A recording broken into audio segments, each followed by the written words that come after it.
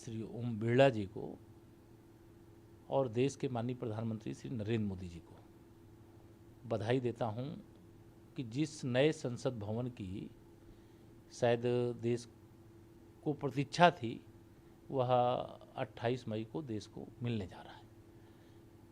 जहां तक विपक्षी कांग्रेस सहित जो भाजपा विरोधी विपक्षी दल हैं, उन्होंने उद्घाटन सत्र से अलग रहने का जो फैसला किया है, मुद्दा विहीन लोग हैं।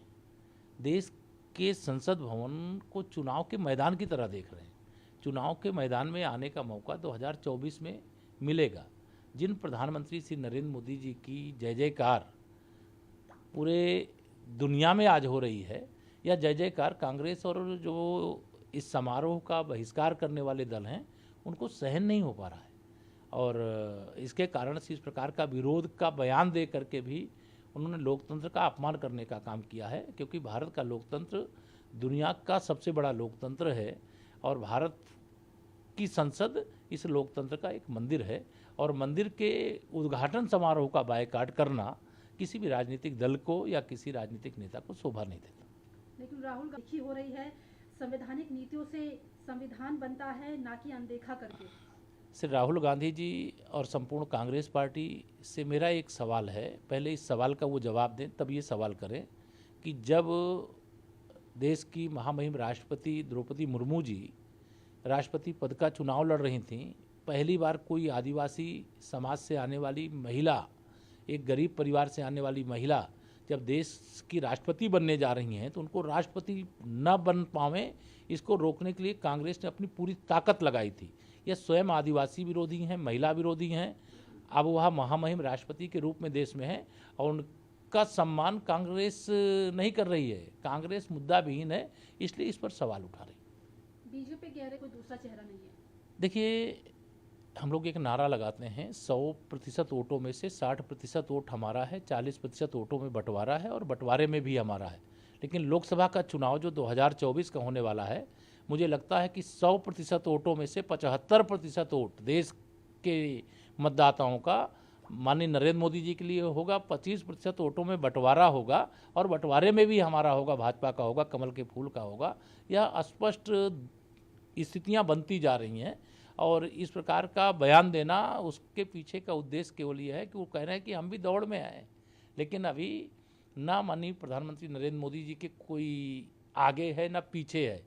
मोदी जी आज भी प्रधानमंत्री हैं और 2024 के लोकसभा चुनाव के बाद भी देश की जनता के आशीर्वाद से, सरकार के शानदार कामकाज के आधार पर फिर वो देश के प्रधानमंत्री के रूप में देश का नेतृत्व करेंगे। लोकतंत्र देखिए, वो लोकतंत्र बचाने के लिए नहीं, सब अपनी अपनी पार्टियों को बचाने के लिए, अपने अपने परिवारों को बचाने के लिए, अपने अपने परिवार के लोगों की राजनीति को बचाने के लिए इस प्रकार के बयान दे रहे हैं।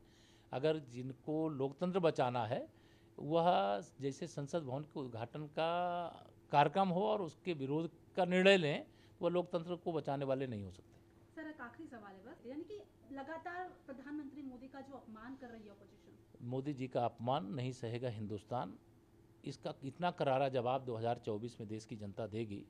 मोदी जी का अपमान ये नहीं कर रहे हैं, ये देश की 150 करोड़ जनता जनार्दन का अपमान कर रहे हैं।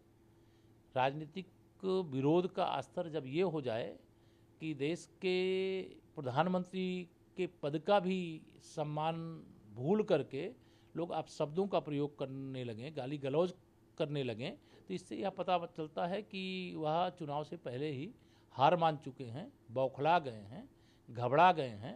मोदी जी की लोकप्रियता से पूरे दुनिया में जब जा रहे हैं, अमेरिका का राष्ट्रपति मेरे प्रधानमंत्री माननीय नरेंद्र मोदी जी से ऑटोग्राफ मांगता है, अगर ऑस्ट्रेलिया का प्रधानमंत्री अपना बॉस बताता है, एक दूसरे अन्य देश के हमारे प्रधानमंत्री मोदी जी से इतना प्यार करते हैं, उनके पांव छूने के लिए झुक जाते हैं, तो यह स्पष्ट दिखा रहा है कि मोदी जी की देश के अंदर तो इतनी लोकप्रियता है ही, लेकिन दुनिया में 78% लोगों ने मोदी जी को सर्वश्रेष्ठ नेता के रूप में चुना है।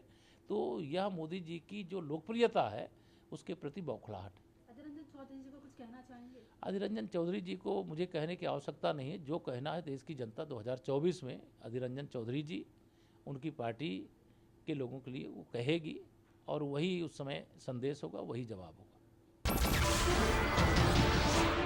नमस्कार, मैं हूं मानक गुप्ता। अगर आपको हमारा ये वीडियो पसंद आया हो तो इसे लाइक और शेयर जरूर करें और हाँ, हमें सब्सक्राइब और फॉलो करना ना भूलें ताकि आप देश और दुनिया की कोई खबर मिस ना करें। तो जुड़े रहिए हमारे साथ और देखते रहिए